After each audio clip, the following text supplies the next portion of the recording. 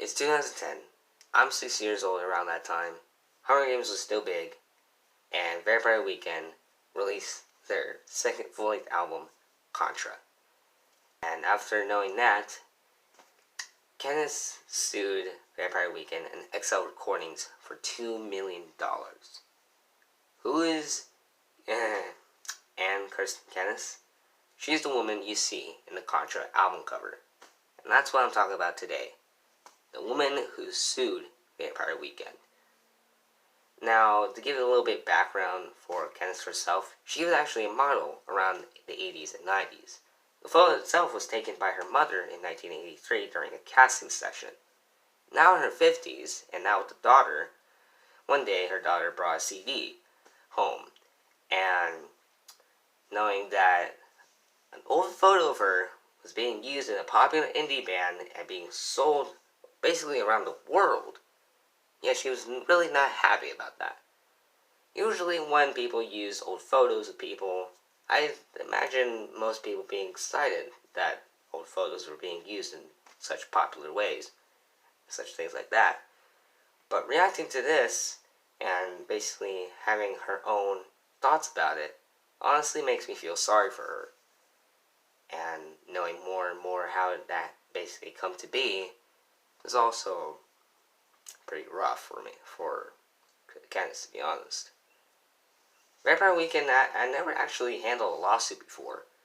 And while XL Recordings, the record label behind Contra, basically tried to handle all of this, this will soon go much more down the downward spiral. Now let's talk about Todd Brody, the person who claims to take that photo in 1983, but soon it turned out to be actually Kenneth's, who apparently sold it down to a charity in 2008. And while that happened, Brody might have honestly gotten his hands on it and have it allegedly formed in 2009. At least that's what he's claiming. That Kenneth also denies this, but it still does seem plausible. Then again, though, Brody is not really the greatest person to work with nor trust, since he has had shady businesses and practices throughout the 80s and 90s during his photography days. He's not really a great person to work with either, since he keeps freaking ignoring calls from his lawyers and such things like that, who later on basically bailed on him. Hell, it took a long time for people to even look for this guy. And after he was looked after, and basically known as that one fucking douchebag, Vampire Weekend and XL Recordings sued him as well. I don't really know what happened to the guy, but if you do, if anybody does know, let me know in the comments below. I really do want to know what happened to this bastard. So who won? Well, Kenneth won.